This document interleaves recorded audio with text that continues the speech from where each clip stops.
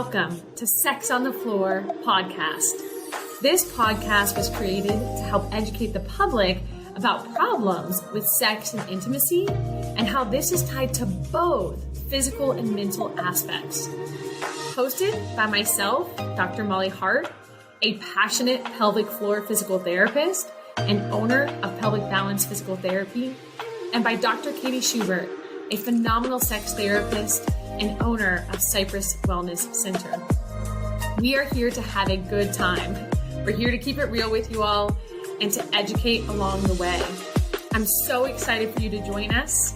We strive to help many relationships prosper in fun, safe, and healthy intimacy.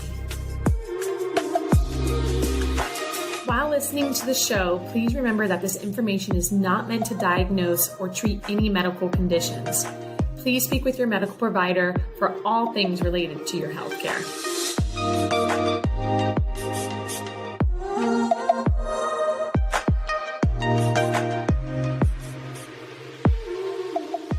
Hello all, this is Dr. Molly Hart and Dr. Katie Schubert here with another episode on Sex on the Floor podcast. And we've got a fun topic today for you. Dr. Katie's going to be leading this. I'm just going to be here for fun commentary. But we're going to be talking about ADHD and sex. And I'm excited to see where this conversation goes. So, Dr. Katie, lead us. Yeah. So we didn't put a whole lot of planning into this because, as I told Molly before we started recording, I had every intention to come with like academic resources. And I didn't have the time to put it together. So I briefly read over an NIH study on this, which confirmed my clinical experiences with clients who have ADHD who report sexual issues. So we're just going to talk about this topic from what we know as clinicians, and Molly can speak to, I guess, how the body reacts to like stress and overstimulation, because I think that's what a lot of people with ADHD experience. They experience higher levels of stress, higher levels of overstimulation, like a higher percentage of intrusive thoughts, and the body obviously, reacts to all of those things. And Molly is a body expert. I can speak to what the brain's doing, and she can speak to what the body's doing. So, with that being said, I think that I'd like to just briefly give my stance on ADHD and kind of how I see it presenting with my therapy clients. And again, this isn't like what I'm about to say isn't backed up with any clinical research that I can provide at the moment. I'm sure if I dug, I could find it somewhere. But these are just all of my clinical experiences with ADHD and what I know about ADHD from my own observations and my own lived experiences. So in my opinion, what I've seen is that there tends to be like two main groups of people with ADHD. The people who really haven't learned how to work with their brain, and their brain is still presenting a lot of issues as a result of their ADHD. So people with like executive functioning issues, they can't get the dishes done to save their lives, or they have a million things to do in the house and they're so overwhelmed that they now have like analysis paralysis. Like, where do I start? What do I do? Which one goes first? The thought of, putting together a family dinner is so overwhelming to them because they're thinking about the whole process from start to finish, and they get so overwhelmed by all of the information and all of the stimulation that they just don't start because it's too big of a thing. And then there's the people who maybe have gotten a lot of therapy over it, or who are on medication, or who have been living with it for a really long time, who are like the overachievers, I would say. So the people who can tackle it all and be very efficient and, run the world because their brains are going a mile a minute. Neither one is easy to do as an individual, right? Like, it sucks being stuck in that executive functioning paralysis.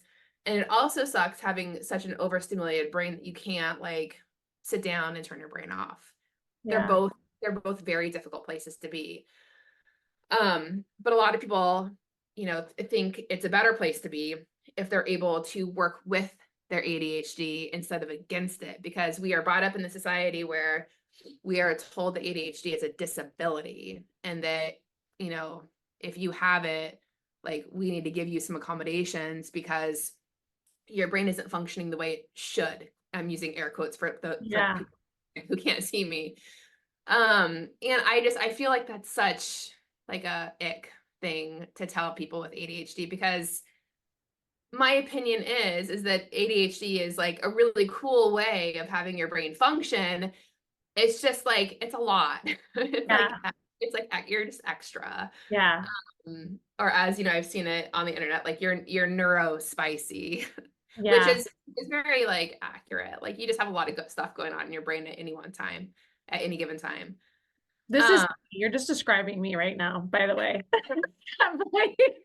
So my whole family, including my mom, people wanted some of my brothers medicated. My mom refused to. So she just honestly exercised us. Like she was always getting our energy out, and we had no sugar in the household, like literally the most healthy food, because she couldn't handle us on sugar. But none of us have been officially diagnosed. I've never been medicated. But my close friends, especially my husband, they're like, "Oh my God, Dick, you're a lot." Because my brain doesn't stop. I have learned how to cope and how to get myself to stop, but it's very hard for me to turn off. Yeah, it's Yeah. super hard, right? Like you have, so one of the cool things to do, like if you have ADHD and maybe you're like partnered with a neurotypical, like a non-ADHD person, there are these simulators online that are like friggin' fantastic, in my opinion. And I keep saying my opinion because I want you guys to really understand that this is really all of my opinion. Like I'm not like, I haven't done my research, but I do know a lot about it, just from experiences. But if you Google ADHD simulator and then you show it to someone who has ADHD, like it's kind of an emotional experience, because you're like, oh shit, like other people function this way too. So just really briefly, like it's a lot of times it's like the internal monologue of a person with ADHD, and it's like all of these thoughts that are like on top of each other. Yeah, that's how my brain works. Yeah. My tabs on my computer, my whole team makes fun of me. I have 20 tabs open always on my computer, and they're like, "How do you do that?" I'm like, "Well, because I'm in the middle of multiple tasks, and Yeah. I get a lot done. I get them all done, but I can't stick with one task for very long before something else distracts me or comes up into my mind, and then I go to that one. And so I'll have like my husband comes home and I've got like the laundry going, I've got the dishes, I'm cooking dinner, and they're all being done. I'm getting them done if I have the energy. Yeah. Just it's not boop boop boop. It's mrr. Yeah, that's yeah. If you were to say it with no words, that is the way to say it. And that's really typical. But like the tab analogy is fantastic. Like right now in the background of my computer, I can see maybe like 20, and then on my phone, I think I have 40 at the moment, because my task today was to like start deleting tabs on my phone because my phone's running really slowly. Oh yeah, that's how I know I've overdone it. Is my computer and my phone yell at me. I know, they're like, slow down. Come on, I can't keep up. I'll be doing biofeedback with my patients, and the bird chirps and it like shuts off, like the whole system shuts down. And I'm like, oh, I need to restart my computer. Sorry. Yeah. So the tab analogy, that's happening in brains too. Like your brains have that many tabs open. And the interesting thing, and I can't remember, I'm running short on resource and on references right now, but I did hear this somewhere from someone who knew more than me at the moment. And she was talking about the brain and how, in terms of like consciousness and awareness, the human brain can really keep like three things on stage. So if you think of the brain as like a big auditorium with a stage, and at any given time, like you can have three things going on that you can remember And if you add one more, so if you add like a fourth, like you're going to forget all of them. So it's really important to only have like 3 things on stage at once. Like I need to remember this and this and that. Like my kid needs, milk from me.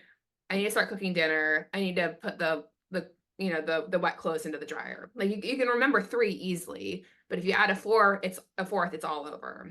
And so ADHD brains do this where, it's not, you don't have just 3 things on stage. You have like 20 or 40. Yeah.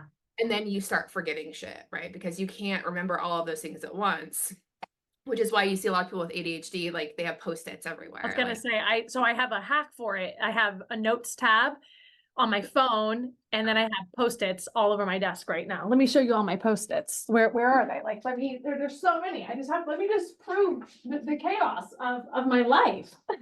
The chaos of your brain. Like I've got this tab, I've got this, Yeah. I've got this, I've got multiple. Look at all these. I still need to get to these. Yeah.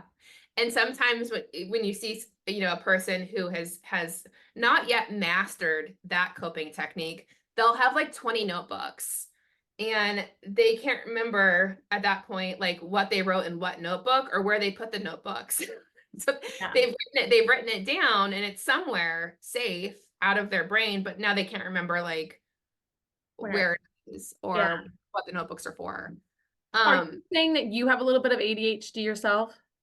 Yeah, I do. Yeah, because I'm like, you're speaking like, yeah, I'm like, you're because you said you have all these tabs open. I don't know about you though. I don't forget. Well, because you have note cards, right? I do that so that way I allow my brain to stop thinking about that. It's more I write it down so that way I give my brain permission of like, yes, I know that's on the to-do list. We like shuttle it away, but it'll pop up again. Like I never forget things. The problem with me is that actually it'll continue to circulate in the brain until it gets done. And that's my motivation to get stuff done, is because I'm sick of it circulating in here. And I don't want to listen to it anymore. So I'm like, I'm going to get this done. The problem with that is when, as a mom and a business owner, do you not have stuff? So then I always have shit circulating. And that's where what I've done, my coping hack is I am either in work mode or I'm in family mode. I truly I have an on-off switch. So when I'm not in my work mode is only Tuesday through Thursday. Those are the only days I allow myself to do anything with work. And I'm always in a rushed mode because I have so much shit to do that I'm like, I only have these 3 days to get it done. You got to get it done. Because then Friday through Monday comes and that's all I ever allow my brain. If anything work pops up, I am aware of it. I detach from it. And I'm like, okay, let's be present or let's focus on something that needs to get done with the family. Because I have two like lists going. That's how I've managed it. Yeah. And that's fantastic. And if you can do that, power to you. It's hard for a lot of people to do that. A lot of people with ADHD don't have that on and off switch. And that it kind of like, so let's talk about sex for a minute because that's why we're here. So a lot of people don't have the on and off switch. So what I hear from a lot of people with ADHD is like, I have a million thoughts in my head. I have a million things I need to do. I hear this from moms too. It's all moms. Yeah. Yeah. This is the majority of my patients. Yeah. And they may or may not have ADHD. Like, so in terms of like a Venn diagram, like moms and like ADHD and like sex, sex is in the middle.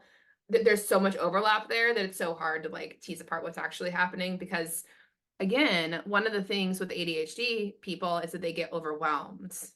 And moms get overwhelmed. And dads do too, but like traditionally in our society, moms are like in charge of like that second shift and so forth. So the overwhelm contributes mostly to like the feelings associated to sex. But people with ADHD say things like, I have all of these thoughts happening in my head and I can't turn them off to be present and mindful during sex. Or like, they'll be having sex and have like intrusive thoughts like, well, how's my partner feeling? What are they noticing? What are they seeing? What are they smelling?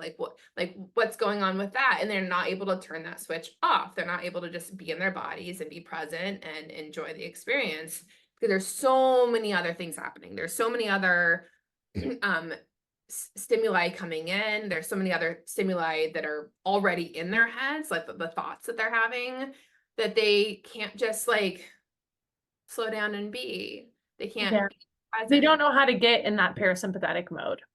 That's a great, yeah. Again, Yeah. the body, yeah. Yeah. That's how I view it. Because if I'm in sympathetic go mode, I can't turn off. So I have to force myself to get into parasympathetic mode, and then then I'm fine. Mm-hmm. And honestly, for me, at least, that has a lot to do with how much caffeine I've had, how much rest I have had. And then sometimes I'm using something else to get there. Yes. So that makes sense. So with sex, a big thing that you're saying then clinically is they can't be present with it because their mind is everywhere else. They have a hard time. Yeah. People with ADHD have a very hard time slowing down and being present. Another thing you see, like if people are doing like risky sexual activities, or if they have a lot of partners, or if they need that like one step up for stimulation to enjoy sex, like that one step up and then one step up and then one step up, it's not always indicative of ADHD, but often, because you know when you're scrolling through like Instagram or whatever social media platform that you like, you know, you see the people, at least in my feed. I don't know why. I told James my husband this the other day. I said, I am terrified of heights, and I feel like my phone like fucks with me on a regular basis because it always shows me these people like free climbing these tall buildings. Yeah, I And don't have it on my feed. So do you look at those videos a little bit longer? yeah, I watch it That's why you completely. keep I'm getting like, more. but I can't stop. Like one day they showed up and I just watched them and I'm like, this is insane. Like these people are insane. Like they are free climbing skyscrapers and I couldn't stop watching. Yeah. So anyway, Hilarious. I'm sorry, because my feed doesn't have that. Now because you just said that, my phone's gonna hear and I'm gonna start getting them. yeah, you're gonna see them. But you know what? I bet you dimes to dollars those people have ADHD. A Probably. lot a lot of these people who are stimulation seekers, or risk seekers, they have ADHD because the overstimulation, like their brain feeds on it. Yeah. Okay, that's good. So I'm super sensory seeking. I didn't know that ADHD and sensory seeking went hand in hand. Okay. And honestly, I see it in my daughter. She's just like me in so many ways. I'm like, "Oh God." Um Yeah, yeah. but she's got my husband's calmness. She can chill. So Well, good for her maybe right now. but the sensory seeking part can be a problem. But also sensory avoidance. So I think, Hmm. and again, this is all based off of my experiences. But I think that people with ADHD are just more sensitive to sensory input in general. So they seek the sensations that make their brains happy, like free climbing skyscrapers. But then they are also sensory avoidant to the things that they don't like. So they might have like, I'm sure my husband has ADHD and he can't, what was I eating the other day? Like eggplant or something with a weird texture. And he's like, that texture isn't going to do it for me. Or like, I can't touch suede. Like suede creeps me out. Oh wow. Okay. Like mother. But I've heard other people like talk about other sensory things that they avoid, but then they chase sensory experiences like skydiving, like things that will get their brains a lot of like Input. Yeah. Yeah. Interesting. Mm-hmm. There's So just you see both. So with ADHD, you see a little bit of sensory seeking and a little bit of sensory avoidant. It just depends on what it is. yeah. Okay. I mean, is that everybody? Like, how is that different than the average person then? I don't feel like neurotypical people are so sensitive to sensory stimulation. Okay. So that makes sense. So I'm just going to throw this because I'm just like learning about this because I think I've avoided looking up ADHD because I knew I had it and I just didn't want to know about it. Yeah, that's fair. I was like, I'm fine. I love myself. Who cares? That's what I tell myself. I get overwhelmed easily only if I am tired. Mm-hmm. I haven't rested enough, and I'm doing too much for what my energy level can handle for that day. But the reason why I never thought it was getting over, so my husband doesn't have that. My husband is absolutely neurotypical. He's so calm and just, yeah, he's beautiful. Thank God he's not here. We could not survive. But he also doesn't overload his plate like I do. Like I'm doing 20 million things in a day. And so I'm like, oh, I'm not sensory overstimulated. I just did too much. So I overwhelmed myself. That's how I always viewed it. Yeah, but the question to ask about that statement that you just made is like, why are you in this position? Because I do it to myself. Yeah, because I Yes. overload myself. So that's how I've coped is I've learned to not schedule too many things in a day. And it's taken years of like working on this because my natural go-to is to overload my day with too Yeah. many things. But also, I will add, you've learned how to cope by not overstacking stuff in your day, but you've also learned how to cope by being very busy, Yeah. Oh yeah. right? You just need I to don't know how find, to not be busy. and if you weren't busy, you'd probably be bored to death. Yeah. Yeah. I mean, so that's par for the course, right? Like that's how ADHD people, like high functioning ADHD people describe their lives, is that like, oh my God, I'm so busy. I have a million things I need to do. I need to learn how to not do so much. And then they get to a point where they like tone way down and they're like, oh my God, I'm so bored. Like I need more Yeah. stimulation. Nope. No, it's so true. That's why. So I think you've heard me say this. If anyone's listening, I have, and maybe this is why I've come up with this rule. I have this rule of trying to get 12 hours of sympathetic and 12 hours of parasympathetic a day. And why I say that, because my brain, it's so task oriented. Like I have to like check it off that I'm like, okay, resting is something that I'm getting done. That's a check off. I view that as productive. So I am always so busy. And in my sympathetic time, that 12 hours is going to just be like filled. And I am like going hard. Like my husband's like, you just don't know how to do anything leisurely. He's like, everything you do is to an extreme. That's what he tells me. And I'm like, okay, interesting. Like, but when I'm off, I force myself to be off. And what I mean by that, like, I love watching TV. I'm on the Gilmore Girls right now.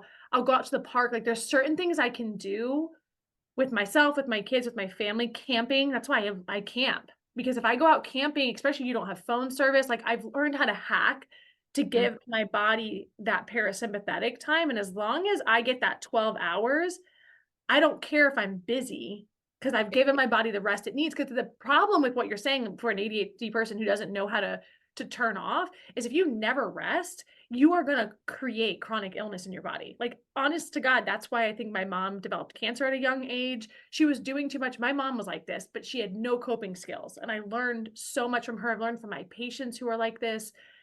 It's you don't want to rest. You just want to go, go, go, go, go. But if you listen to that, what your brain wants you to do, you're destroying your human body. So it's like you have to, on your task list, has to be rest. Yeah, and I'll also add to that. So in the very beginning of our talk, I explained like the two types of people with ADHD, like the overachievers, the go, go, go, and then the people who have like a lot of executive functioning issues. And from the outside looking in, it looks like they're not getting much done, right? Because they have this analysis paralysis, like they have a full sink of dirty dishes, they have laundry stacking up, like their house is dirty. But that is just as exhausting as the go-go-goers, because just because they're not physically getting their to-do list done, it's in their brains like constantly. Like they are constantly agonizing over like, I need to do this, I need to do this, I don't know where to start, what do I do, how do I do it, what comes first. So it's they're both equally exhausting. Yeah, Yeah. 100%. That's why, like, I tell my patients all the time, I'm like, parasympathetic mode means your body is resting, but your mind also has to be resting. I'm like, it doesn't matter if you're sitting down on the couch, but if you're on your phone scrolling through social media, you're watching a TV show in the background, and then you're thinking about all the things that need to get done, that's not parasympathetic mode. Or they're like, oh, well, when I go to the gym, like that's how I can turn my mind off. I'm like, oh, great. So your mind is more rested, but now you're physically moving. That's still sympathetic mode. So I'm like, Mhm. none of those count. You have to have the mind present. Really, that's the best way to put it. The mind must be present and not overstimulated, not doing that double screen time like we hear about. There's so much research on that. It's so bad for you. And so many people do that. They have the TV on in the background, they're scrolling on their phone. I don't actually, believe it or not, even though I have social media for the business, I actually do not engage on social media almost at all. I find it incredibly overstimulating and it, I can't do it. But anyways, yeah, what you're saying is even though they're physically not doing it, the brain is still going. So they're still exhausted. Yeah. Yeah. And so both of those categories of ADHD people, like when you are that taxed, like sex isn't something that you're going to be thinking about. It's not going to be something that you want to engage in because like you're not at that point where you can indulge in those like higher level needs because you're just like surviving. You're going day to day, you're going hour to hour, minute by minute, trying to like cope with all the shit that's happening in your brain at one time. So Mm-hmm. sex, I mean, some people with ADHD have no problems with this. Some do though, and when they do, these are the things that I often hear. So they're coming to see you. Is it typically individual or couples? I mean, my preference is to see couples, so I would Okay. say, So you have a couple come to see you. One, maybe both are dealing with this where they're having a hard time turning the mind off to be present with their partner, yeah, right? yeah, In right. general, probably not just with sex, but just in general. Yeah, like listening, listening to your partner, like being able to like hush your brain long enough to actually hear what your partner has to say. And then also like validate and empathize with your partner. Like that's hard to do when your brain is that loud Yeah. and that needy, right? It's hard to like be like, okay, I'm gonna put this loud, needy brain over here and I'm gonna be with you like fully and hear what you're saying and validate your experiences and Want to help. know what's funny with hearing you say that, and you can't see your hand expressions if you're just listening to this, but Katie like just put her hand to one side, like I'm gonna put my chaotic brain over here, and I'm gonna be present and listen to you. I have to consciously make that decision when my husband's talking to me. I consciously tell myself, shut up, like my brain, and listen. And I don't want to. By the way, I don't want to. I'm annoyed that I have to do this. I'm also logically aware of the fact that I have to do this if I want my marriage to be healthy. And so, and I don't say this, I've learned just not, we don't have to share everything that's in our mind. Because in my mind, I'm thinking, I don't give a shit. I don't want to hear this story. Oh my God, I have to stop and listen to this and respond and validate. And I do. And I do it all. And I'm really proud of myself every time. Yeah.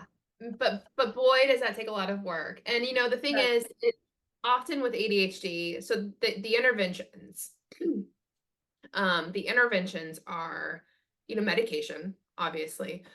And usually that is better done at like an earlier age because let's say you have a child with ADHD and you want them to learn the interventions, like good luck because their brains are, this loud and needy. And then you're being like, oh, by the way, you need to learn all of these like strategies to cope with your loud and needy brain. And it's so hard for a child because they yeah, don't have the regulation that adults do, where they're like, okay, I'm gonna make a conscious decision to put my brain over here and listen, right? They don't have that kind of regulation. yeah. Their prefrontal cortex is like not at all developed to the point where they That's can, where medication's going to come in and help with that. uh-huh. Yeah, so if they go on medication, they can like be like, okay, I can slow down and learn these strategies and then implement these strategies and not need medication, forever. Gotcha, gotcha. So that's one strategy. Also, a lot of people have found good luck like exercising their children a lot, like signing them up for track, sending them up for, swimming, just getting it out so that the child Yeah. can slow down. So that's how my mom did it. We had no, like I said earlier, we had absolutely no sugar. We had only healthy options in the house. We had fruit. Everything, like we never really had juice, but if we did, it was super watered down. To this day, My husband makes fun of me. I can't drink regular juice. Even my wine, I water down my wine with ice. I can't have high sugar because my taste buds don't like it. And we were always outside. I'm not making this up. She had cinder blocks on one side of the house that she would have us move to the other side of the house. And then she would tell us that, oh no, like the project got messed up. And she's like, we need to move them back over here. And we did this all the time, but we were little. We were so stupid. Like we didn't know. We would go collect pine needles in a wagon and put it around every plant in the house. And this was something we had to do like monthly, all the time. We thought it was the funnest thing ever. And she would have us race each other around the block and time us. Everything was a competition, which I don't know was the most healthy. We're all very competitive because of that now, but it was a way for us to then race each other. And she'd be like, oh, no, like Mark beat you. Like, you got to go again. And here we are, just like always outside moving, which is why I became a physical therapist. Cause like, I didn't know any other way of life. I was like, how can I sit in an office? I was like, I have to do a job where I'm moving. And I don't know if that was the best way to handle it, but that's how she handled us. Yeah. So she provided you with a lot of physical stimulation. Yep. And nowadays kids have a lot of like cerebral stimulation with like video games and the things that they're doing, but they're not moving their body. And I'm not saying that's a better or worse thing. I'm just saying like you'll see kids with ADHD seeking stimulation. The good thing about the physical stimulation is that it tires you out. Yeah. Versus playing the video games doesn't really tire your body out, and it can cause, a lot of some other issues that are undesirable. Right. That's why yoga, in yoga, if you practice yoga, you always do the asanas, the poses first, and then shavasana at the end. And if you talk to a yogi, somebody who is a yoga instructor, they do that to physically wear you out. So then you can actually lay and be present. So when we really fatigue the body in that way, that's why I think I have no problem getting in parasympathetic mode at the end of the day. Cause I really I do a lot physically, mentally, in my sympathetic time frame. And then when I'm home and I'm going into rest mode, my body can easily do that. Not easily, but it can do it. So interesting. So another, just one other thing about what you just said also is that a lot of, particularly women, with ADHD say that like weekends are good times for them to have sex, right? Because they can't unwind that quickly after like a full day of work. Like they may want to, but they have a hard time like flipping that switch. But on the weekends, that switch is easier to flip because they know that they have that downtime. So I think when all is said and done, there is no like solid or stable rule for how to cope with your ADHD, because we're so like, humans are so diverse. Like our brains are so complicated and our brains are so different from each other's that you just need to learn how to manage your own brain and figure out what your brain needs to calm down, slow down, be present, not need the overstimulation on a consistent basis. And once you can do that, like a lot of things will get easier. Therapy is so helpful for that. A lot of, especially if you have a kid who has ADHD, like get them into therapy quickly. mental health therapy specifically you're talking about? Okay. Yeah, mental health therapy, because mental health therapists can help teach those coping techniques that kids need to move forward and be able to do what you're asking them to do, like be able to do what you're saying is helpful and get them, it'll teach them how to turn off their sympathetic brain. Yeah. Okay. So go brain. Yeah, just the go mode. Yeah. Yeah.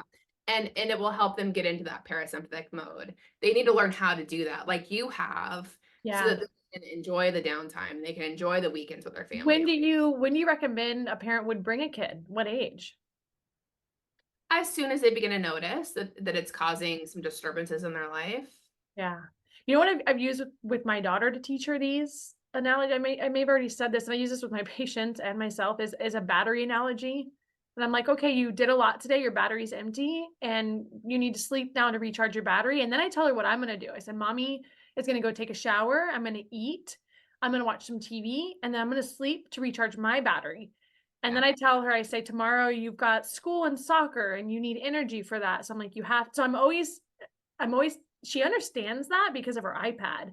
I'm like, oh, your battery's dead. Like, we need to recharge it. So anytime I can tell she's been overstimulated. I'm like, listen, we need to recharge your battery. Like, you're too much. Like, do we want to go in your room and just sit and sing? Do we want to read a book? And I give her options of how to get her in parasympathetic mode. But it's all like both body and mind, because in her mind, she's chaotic. She's like, I want to go to the park. And she's screaming and I'm like, we're not going to the park right now. Like, your battery needs to be recharged. Like, Yeah. so interesting.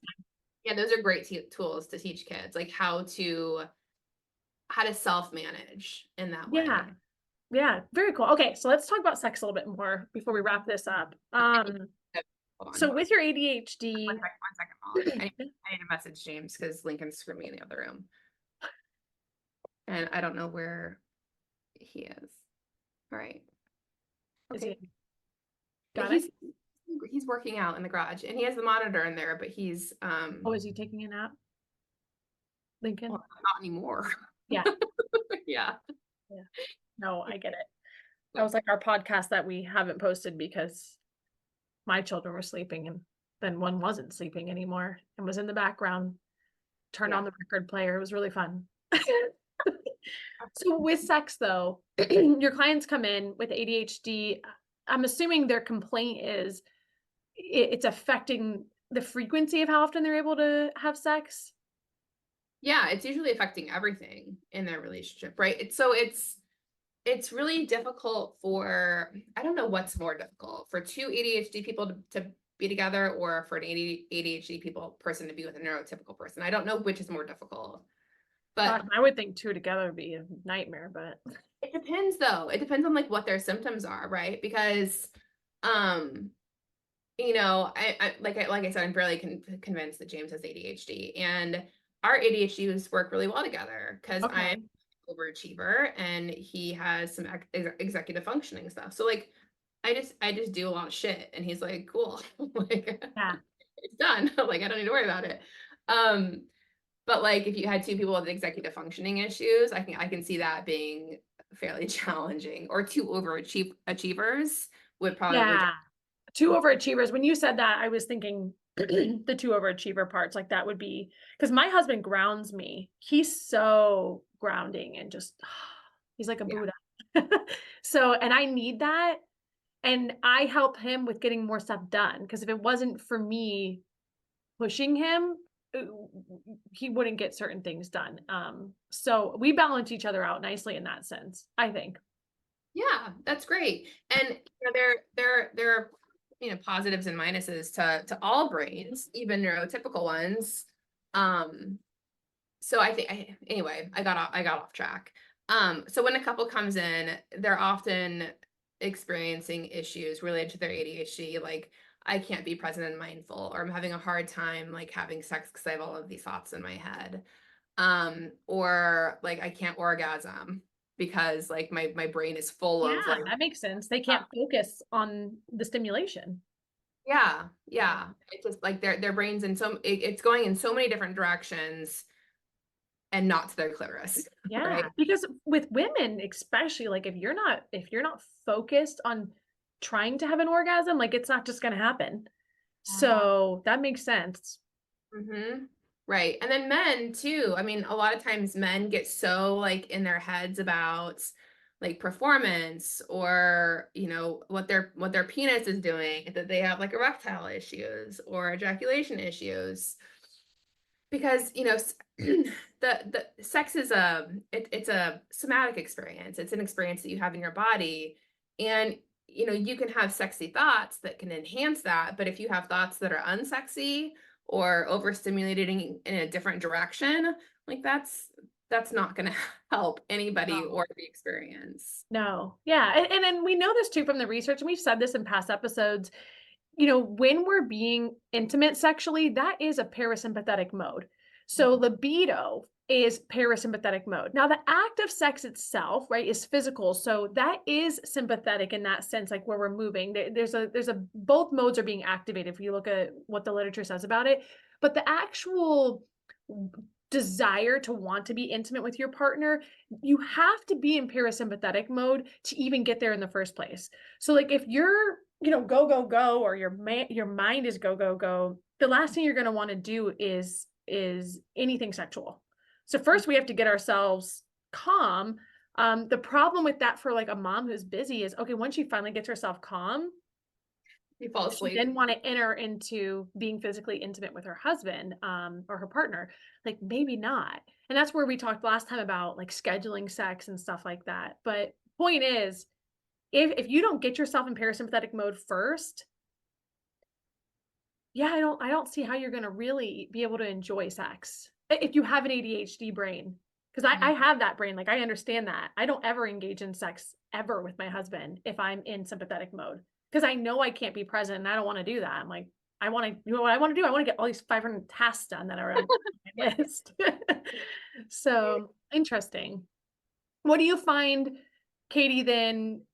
Are you doing a lot of cognitive behavioral therapy? Like, what are you doing to help these people that are coming in with ADHD? It's funny because I think sometimes, well, I think all the times people benefit from therapy, from having an outside observer. Like, this is like, I'm not in your relationship. I'm not in love with you. I'm not in love with your partner. Like, this is what I'm seeing as a very objective third party. Sometimes all they need is to know what's going on. Okay, an understanding. When you think about sex, when you think about like sexual issues in a marriage or in a relationship, it becomes a very personal issue. Yeah. Right. Like one person feels scorned because they initiate sex a lot and they get rejected a lot. Another person feels like sex is now a chore and they're very like opposed to it because of that. It becomes like a very personal issue. And they're like, well, now my marriage is shit, or I'm not happy in this relationship because of the sexual issue. Sometimes an outsider's objective opinion, like, hey, like, have you considered that this is like your ADHD popping up in this way? Then it becomes a not personal issue, right? You're like, oh, this is how my brain is reacting to the stimulation. It's not about my partner. I'm not attracted to my partner. I'm not wanting to, like, I'm not wanting to have sex with them. This is just my brain's way of coping with a really busy day. It becomes less of an issue because both people know what's going on. They can put a name to it. They can understand it. So you're helping them understand what's going on. And that makes total sense because that's where it starts. You have to understand to then actually be able to come up with strategies for your brain. Right. Yeah. And then once they understand, they can try on different things. Does scheduling sex help? Does having sex on the weekends help? Does, do you need something like a massage before you have sex? You can concentrate on like calming down and being here and now, being grounded. Like we can try on different things to cope with what your brain is doing. And hopefully one of those things will work, but you have to understand what the issue is first. Yeah, no, that makes total sense. My husband and I have done all of that intuitively, but because I do this for a living. And I have learned, like, any day that I work, I'm not having sex. Like, it's not going to happen. I'm in too much sympathetic mode. And the days he works is hard too, because then I'm doing so much at home. So we have like a rule, just a known rule. If it's a day where we're both not working, it's whenever it happens, but like we're going to prioritize each other essentially. And that doesn't just include sex. It just means on the days we both don't work, we're putting a lot of mindful attention towards our relationship.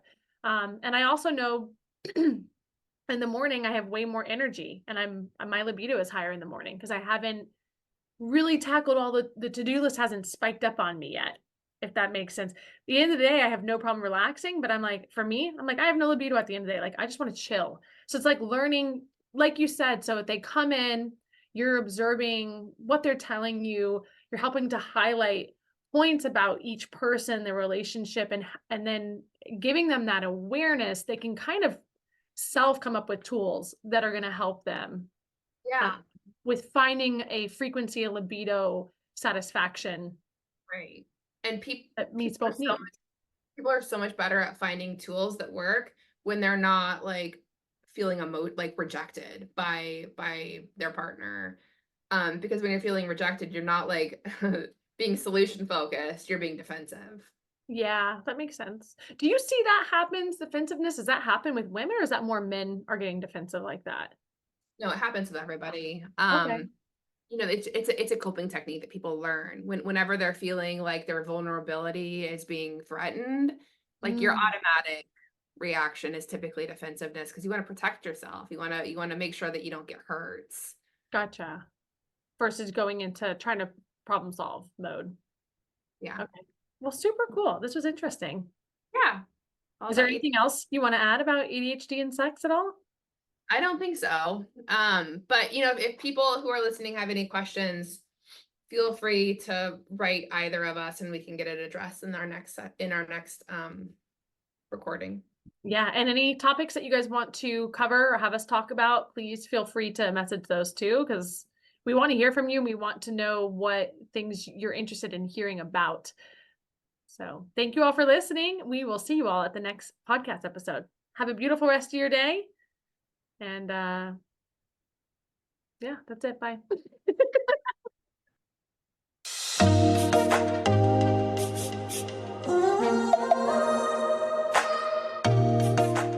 We are Dr. Molly Hart and Dr. Katie Schubert, and you've been listening to Sex on the Floor podcast.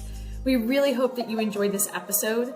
If you have any questions and want to get in contact with us, you can follow us on Instagram at Dr. Molly Hart and at Dr. Katie Schubert, on Facebook at Pelvic Balance PT and at Dr. Katie Schubert. And for more information about us on our websites, you can find us at pelvicbalancept.com and at drkatieschubert.com.